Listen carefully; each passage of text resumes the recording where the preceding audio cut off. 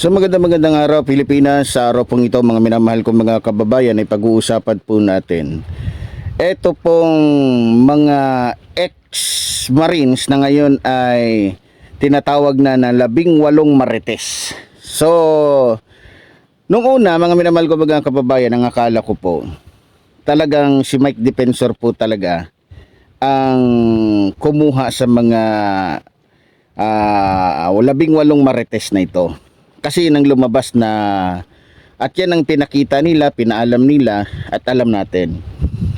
Pero habang tumatagal, pinag-aralan ko mabuti at base sa aking pag-aanalisa at sa aking mga nakikita at base na rin sa mga lumalabas na ebidensya. Lumalabas po na itong mga 18 marites na to, ang karamihan po dyan ay INC, no? Sa katunayan, may isa po tayong natuklasan na itong ang isa sa mga ex-marines na sinasabi o isa sa mga 18 marites ay mayroon pong mayroon pong nakita tayong ebidensya na ito isang INC. So ngayon, hindi ko nilalahatan na ang INC lahat ay siraulo, gago, demonyo, bayaran. Hindi ko sinasabing ganun. Ang sinasabi ko lang po dito, si Mike Defensor po ay hindi Iglesia ni Cristo. Ito lang pong si Marcoleta. Ngayon, labas po sa usapin na ito pong pamunuan o labas sa usaping ito pong pinuno ng Iglesia ni Cristo na si Eduardo Manalo. Inilalabas ko po siya sa usapin ito. Ang sinasabi ko po, malamang at sa nakikita ko, kakuntsabo lamang po itong si Mike Defensor nito pong ni Marcoleta, no? Kakuntsabo, kasabwat o malamang ay ginamit ni Marcoleta itong si Mike Defensor para lamang hindi mahalata na itong 18 marites na ito ay mismong galing po o mismong si Marcoleta ang may pakana. Na kung saan ay masasabi talaga natin na itong ginagawa ng mga 18 marites na to ay base po sa utos ni Marcoleta sa kanila at base din naman sa utos ni Sara Duterte kay Marcoleta.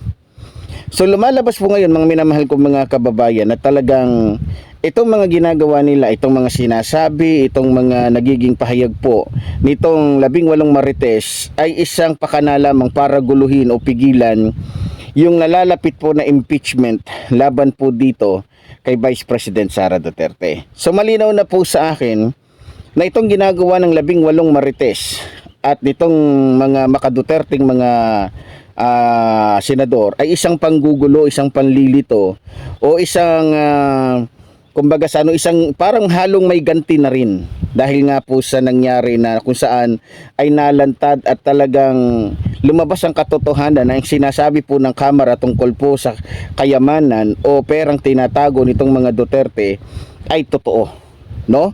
So naniniwala ako na maliban na ito isang ganti, biro nyo, paano ko nasabing bilang isang ganti? Biro nyo pati yung mga senador na walang bahid ng dungis, walang bahid ng kahit anong pagnanakaw sa pera ng taong bayan, bigla na lamang napasama sa listahan po ng mga 18 marites at sinasabing dinalhan din nila ng mali-maleta. Kaya nga tawag dito ng iba, mga boy maleta. Sa totoo lang mga minamahal ko mga kababayan, kung makikita ninyo, may halo po itong katarantaduhan. Ba't ko sinasabing katarantaduhan? Unang-una, bago po nangyari yung pagpunta ng 18 marites dyan sa Senado, hindi ba't unang-una nabanggit po nila doon sa nauna pang mga usapin patungkol sa kanilang mga sinasabi tungkol sa maleta-maleta na yan na mismong ito si Loren Legarda ay nakatanggap din. Ngayon, dahil lang sumama itong si Loren Legarda dito kay Marcoleta, dito sa mga DDS, biglang nawala yung pangalan ni Loren Legarda at nakikita ninyo todo pagsisip-sip itong si Loren Legarda dito po sa 18 marites. So naniniwala ako malamang na itong si Loren Legarda ang tunay na mayroong katiwalian. Kasi kung titignan ninyo, saan kumuha si Loren Legarda, yung anak niyang si Libeste, ng bilyon-bilyon kung wala itong ninanakaw na bilyong-bilyong pera mula sa taong bayan? Hindi naman po bilyonaryo si Loren Legarda. Kung maalala ninyo, bago po ito naging senador, Ito po isang simpleng media lamang, isang simpleng mamamahayag.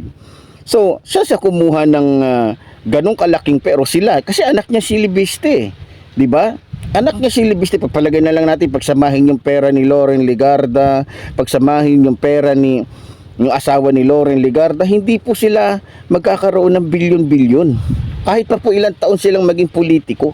Biro ninyo, mga minamahal ko mga kababayan, saan kinuha ni Libiste yung puhunan niya na bilyon-bilyon para sa solar? O malamang, kaya itong si Legarda ay pinili niyang sumali, o makiisa, o maging kasabwat nitong ni Marcoleta para hadlangan ang impeachment ni Sara Duterte. Malamang, dahil natatakot siya na baka siyempre malamang matibay ang ebidensya nitong 18 marites patungkol dito kay Loren Legarda, di ba? At tiyak na mas lalong mababaon sa kapahamakan ito pong si Libiste na anak naman ni Legarda. So kaya sa nakikita ko mga minamahal ko mga kababayan, itong mga nangyayaring ito ay meron pong dapat malaman ng taong bayan na dapat saliksikin o imbestigahan po ng Senado, di ba?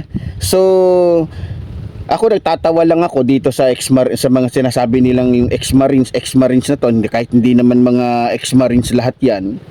Biro nyo, lahat po ng kanilang mga sinasabi ay nabubutasan po. Nabubutasan. Kaya hindi na ako magtataka kung bakit nung inimbitahan sila ng NBI para permahan yung kanilang mga affidavit o yung kanilang mga testimonya. Kaya yung iba hindi nila pinirmahan dahil meron talagang nakahalo dyan na ilang mga personas na nagsasabi ng kasinungalingan lamang para lamang manira sa mga personalidad na kung saan ay talagang tumutuklas po patungkol po sa mga katiwala. Biro nyo, pati si Lacson, pati yung tunay na nakikipaglaban para sa taong bayan, yan ngayon ang sinisira nila. So sa totoo lang, para po sa akin, dapat po talaga kumilos po ang ating pamahalaan. Dapat po tulungan nila ito pong ating mabubuting senador. Kasi biro nyo, pati yung pare. Kaya naglalakas loob itong, alam nyo yung nagtestimonya na si Father Fabio ba yun? O yung sorry, hindi ko maalala. Pero may isang pare na kung saan madalas natin nakikita na nakikipaglaban sa katiwalian. Ang dinamay pa nila. At sinabing nakatanggap din ng pera.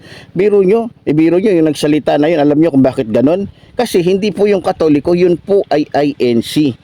So malamang, kaya ganun kadiretso yung salita niya, malamang, syempre, hindi naman magkakaroon ng konsyensya dahil hindi naman yung Katoliko Unang-una, INC yun.